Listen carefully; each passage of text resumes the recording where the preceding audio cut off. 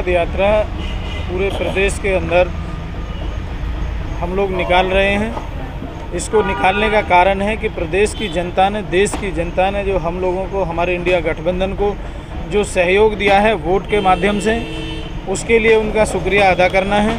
जो इस तानाशाही सरकार के खिलाफ खड़े होकर इंडिया गठबंधन को जिताने के लिए, इस देश के अंदर इंडिया गठबंधन की सरकार बनाने के लिए जो मतदाता अपने घरों से बाहर निकले, इनका विरोध किया और इंडिया गठबंधन को जिताने का काम किया, उन मतदाताओं को बहुत बहुत हम लोग दिल की गहराई से धन्यवाद करते हैं, आभार व्यक्त करते हैं। सरकार जीतने के बाद भी कहते हैं जनता को भूल जाती है। आप विपक्ष में रह के भी धन्यवाद दे रहे हैं। एक तरफ राहुल गांधी जी ने न्याय यात्रा निकाला था, फिर इस यात्रा का विशेष प्रयोजन क्या होगा? देखिए, हम लोगों ने, हमारे जो नेता हैं राहुल गांधी जी, वो सत्ता के लालच में कभी नहीं रहे हैं। वो देश के गरीब, जो अंतिम छोर का व्यक्ति है, उसके लिए भी कंधे से कंधा मिलाकर खड़े हैं। आपने अभी पीछे देखा होगा, पूरे देश के अंदर उन्हें पदयात्रा करने का काम किया, सभी धर्म, सभी वर्गों के लोगों को जोड़ने का काम किया। हम लोग ईमानदारी के साथ में, ताकत के साथ देश की जनता के लिए काम करना चाहते हैं, देश की जनता के हित में काम करना चाहते हैं। जो उनके मुद्दे हैं, जो जनता के देश में मुद्दे हैं, आदरणीय राहुल गांधी जी ने समय समय पर उनको उठाने का काम किया है। इस सरकार को मजबूर करने का काम किया है कि जो देश की जनता के हित के कार्य हैं उन्हें करने के लिए। लेकिन ये घमंड में बैठी हुई नरेंद्र मोदी की सरकार, आपने देखा अभी कैसे इस देश की जनता ने उसको घुटने पर लाने का काम किया है। ये नारा देते थे 400 सीट लेकर आएंगे, 400 पार की बात करते थे और इतने घमंड में ये आ चुके थे कि देश के संविधान को बदलने की बातें करते थे। हमारे नेता आदरणीय राहुल गांधी जी ने बार बार ये आह्वान किया देश की जनता से और संविधान को बचाने की बातें की। उनकी बातों को जनता ने समझा और आज इस सरकार को इस हस्त्र पर लाकर छोड़ा कि आपने देखा होगा, जब नरेंद्र मोदी जी ने शपथ ली या जब उनको दल का नेता चुना गया, तो दल का नेता चुनने के बाद सबसे पहला जो उनका कार्य रहा वो संविधान को माथे लगाने का कार्य रहा। ये ताकत है हमारे नेता की कि उन्होंने उन्हें मजबूर किया कि आप जिसको बदलने की बात करते थे, आज आपके लिए वो सर्वोपरि हो गया है। और आने वाले समय में भी हम लोग, हमारे नेता, हमारी पार्टी देश की जनता के मुद्दों को उठाती रहेगी, उनके लिए लड़ती रहेगी। हमारे नेता कहते हैं और हम सब भी उनके साथ हैं कि ना डरेंगे ना झुकेंगे। ये सवाल है कि मेरा सवाल आपसे है, जिस प्रकार से ये गठबंधन की सरकार बनी है, एनडीए की सरकार, क्या लगता है कब तक चल पाएगी?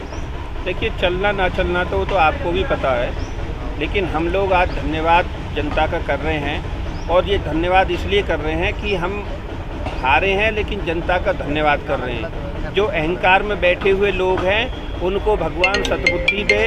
अयोध्या हारे हैं, जितने भी तीर्थ स्थल है सब हारे हैं। अब खाली जो है हिंदू मुस्लिम या जात बिरादरी के नाम पे काम नहीं चलेगा। अब देश की जनता चाहती है, रोजगार चाहती है, युवा शिक्षा चाहते हैं, महिलाएं सम्मान चाहती है।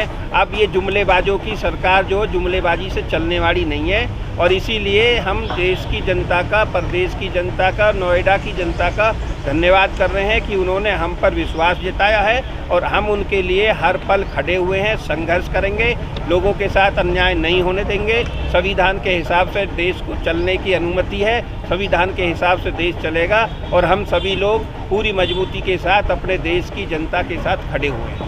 जैसे यादव जी, भाजपा कहती थी कि 400 पार जाएगा और उसका मुख्य स्लोगन था जो राम को लाए हम उनको लाएंगे, और ऐसे में अयोध्या की सीट हार जाने, इसमें क्या कह सकते हैं? देखिए, इन लोगों ने हमेशा से देश के अंदर एक नफ़रत की राजनीति की है। हिंदू को मुस्लिम से लड़ाने की राजनीति की है, सिख को ईसाई से लड़ाने की काम किया है।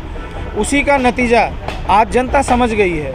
जनता देख रही है कि पिछले 10 साल में भारतीय जनता पार्टी ने कैसे लोगों का खून चूसा है, किस तरह से लोगों को प्रताड़ित किया है। युवा साथी आज अग्निवीर की योजना लेके आते हैं, किसानों के लिए ये रोड में कीले ठुकवा देते हैं, उन लोगों को जेल में डाल देते हैं।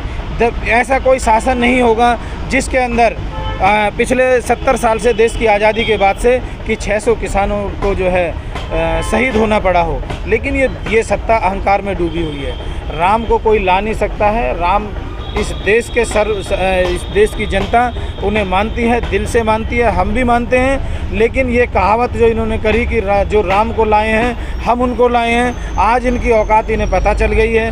अभी दिनेश भाई ने बताया, अयोध्या छोड़ो, जितने भी हमारे तीर्थ स्थान हैं, आप सब जगह की आप उठाकर देखिए, सारी लोकसभाओं में इन्होंने हारने का इनका काम हुआ है। अब देश की जनता समझ गई है कि अब ये जो धार्मिक स्थलों को या जो धर्म के आधार पर जो ये बांटने का और लड़ाने का काम करते हैं, वो अब चलने वाला नहीं है। अब देश का युवा समझ गया है, उसे रोजगार चाहिए।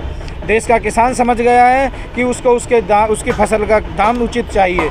लेकिन ये सरकार अपने घमंड में पिछले 5 सालों में 10 सालों में काम करती रही, जिसका नतीजा ये रहा। मैं आपको बता देना चाहता हूँ, अभी अपने मेरे वक्तव्य में भी कहा, ये 79 सीट 1000 सीटों के अंतराल से जीते हैं, जो बेईमानी हुई है।